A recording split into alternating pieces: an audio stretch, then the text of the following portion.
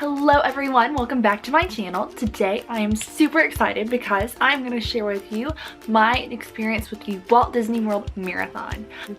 So I know the 2019 marathon is happening in just a few short weeks, so I thought it would be a good idea to share with you guys my experience so that way you are a little bit better prepared and kind of know what to expect. So let's get started.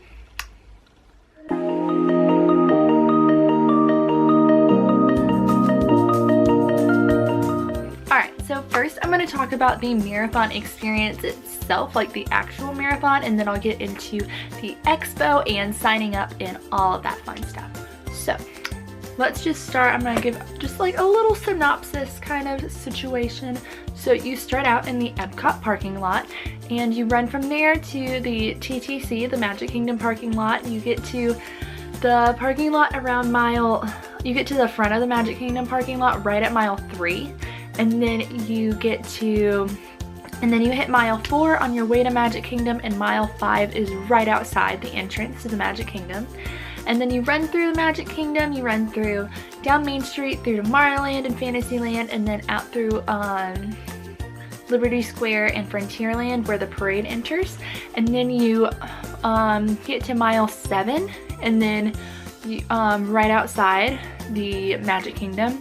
And then you run from there to Animal Kingdom, and you get to Animal Kingdom about mile 12, and then you run through Animal Kingdom. You run through like right by the train to Rafiki's Planet Watch, and you run through Africa and by Everest, and you hit up mile 13 right around there, and then you get to the parking lot of Animal Kingdom, and you're at mile 14. And then from Animal Kingdom you run to ESPN, and you get to ESPN at mile 17, and then when you run around a bunch of fields in ESPN, and when you leave you are at mile 21. And then from there you run to Hollywood Studios.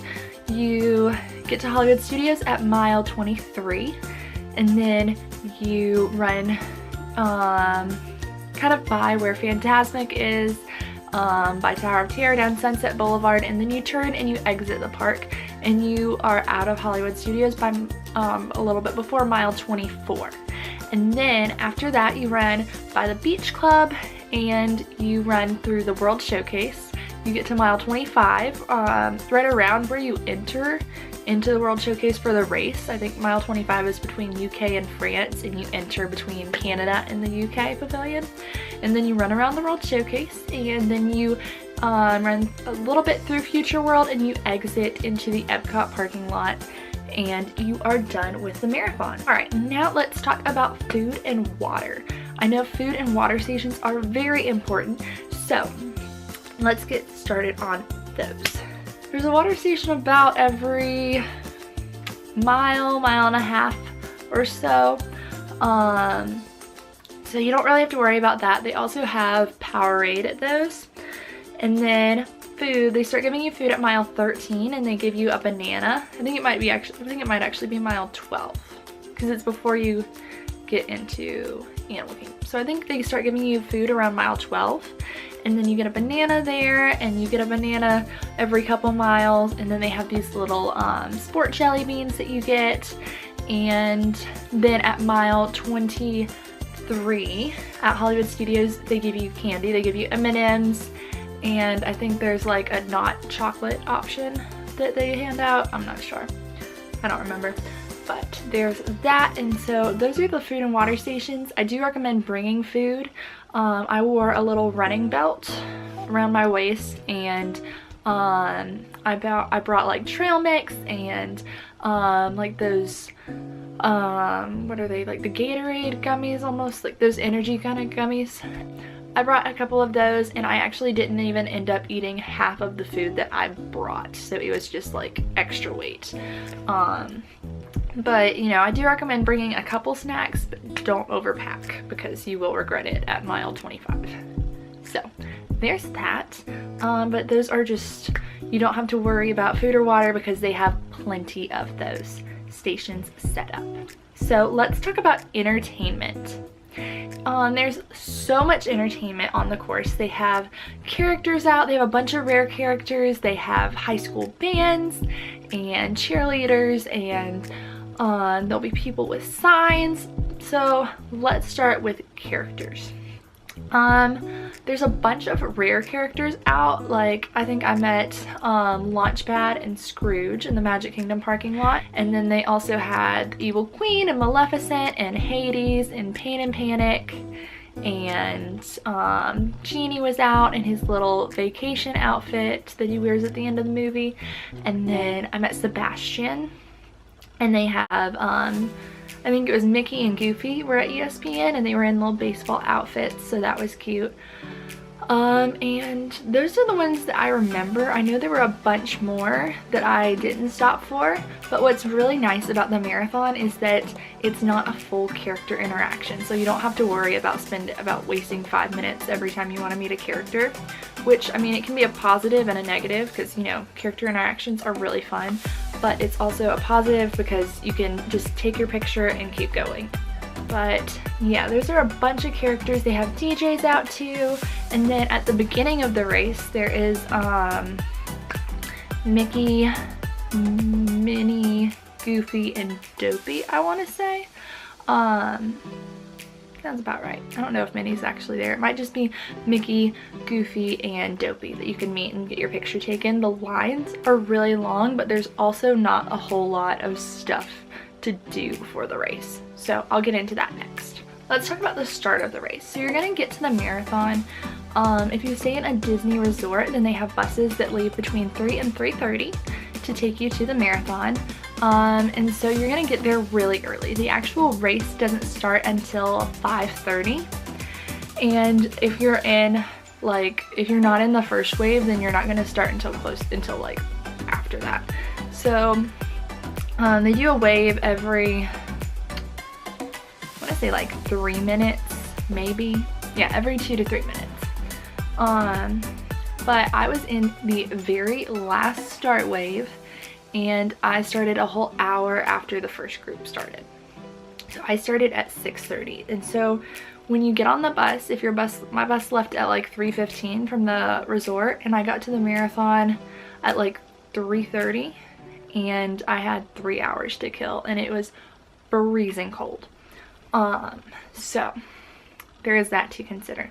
But there are some things to do. They have a stage where I think there's a DJ on the stage and they do some things, and then there's a merchandise tent that you can go into, and there's a bag check kind of area, and then oh, and there's a lot of porta potties set up. Let's talk about PhotoPass. So there are PhotoPass photographers all over the course. They have photographers right outside the castle when you run through the castle.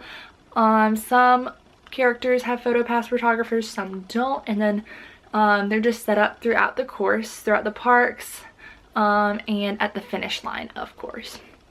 So pretty much how that'll work is if you go to the expo and ask at the little PhotoPass tent, they'll give you the code that you type in, and pretty much any picture that has your bib number in it goes to your PhotoPass account kind of thing.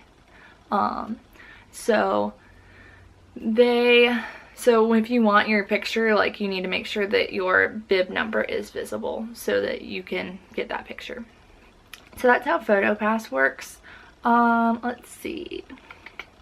Let's talk about balloon ladies. So if you're like me, then you haven't even heard of these balloon ladies. I didn't know about them until I got to the marathon.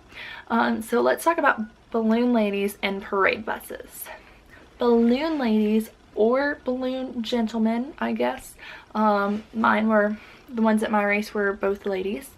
They are these people that just kind of keep the pace, and so they have a balloon tied to them, and pretty much if you fall behind them at any time during the race, then you can be swept up. So for the marathon, you have to keep a 16-minute per mile pace, which doesn't sound that bad until you're on like mile 18, or did I say 16-minute or 6-minute? I don't know. But you have to keep a 16-minute per mile pace, And if you fall behind the balloon ladies, then they at any time will pick you up in a bus and take you, I guess, to the finish line. I don't know exactly, but the buses that take you there say parade on the little like thing. I don't know what it's called. Words. But yeah, they'll just say parade. Like, you know how they'll always say like Magic Kingdom or Epcot, or they'll say a resort on them. They will say parade on them, and that just means that's the bus that takes the people that fall behind the balloon ladies to the finish line. So be careful. Also, if you start in like, so the balloon ladies, you only have to keep a 16-minute per mile pace if you're in the last wave. If you start 10 minutes before the last wave, then you have to keep a 16-minute per mile, but you have 10 minutes of leeway. So you could do 20 miles at, or 16 miles at a 16-minute per mile pace, and then you could have 10 miles that you do a 17-minute per mile pace and still be okay, if that makes sense. So there's that. And I think that kind of covers the marathon itself. So let's go ahead and get into the expo. So Run Disney does an expo for every marathon, half marathon weekend.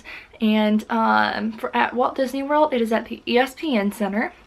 And so there will be 3 different little expo sections. So there's a section with all the sponsors, and that's where you pick, that's where the packet pickup is, where you get your t-shirt and your bib number, and if they have anything else to give you, that's where you turn the waiver in. And that's just where a bunch of sponsors are. You can go buy things, you can get things for free in some places, I don't know. But there's that little area, and then there's the merchandise section.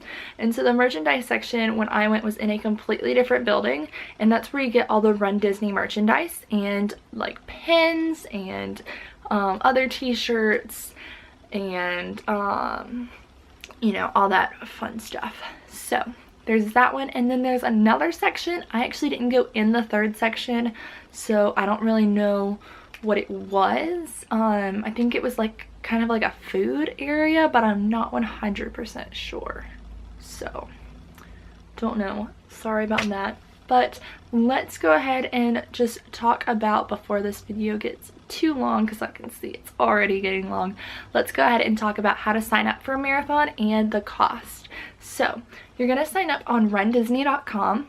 If you go to events, there's like an event section, and then you can click on the weekend that you want to do. And for the Walt Disney World Marathon, it is $200. Once you add in taxes and everything, it comes out to be about $200. And it's the same thing for the half marathon. The half marathon, when I signed up at least, was the same price as the marathon. So there is that. So they also, if we'll words, what? Also under the event section, if you click on the weekend that you're planning to do, you can go, and there's so much information about the event there, and there will be training plans as well.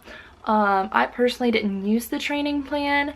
I was planning to, and then I just did not do it, so that's fine. But you really need to train if you're going to do a marathon. Even if you plan on walking the whole thing, you need to train, because I walked probably 90% of the marathon and I still got injured. So training is super duper important. Don't be stupid. Train if you're going to do a marathon. And yeah, so I think that pretty much wraps up everything about my experience with the Walt Disney World Marathon. If you have any questions, you can go ahead and comment them down below, and I will answer those as best I can. And to those of you doing the marathon, good luck. I hope you guys have so much fun, and don't forget to enjoy it, and don't stress out. So it's going to be really, really hard, but just enjoy it while you can. Other than that, I hope y'all have a wonderful day. Thank you for watching. If you like this video, please subscribe down below and like this video. Give it a thumbs up, and I'll see y'all in the next video. Bye.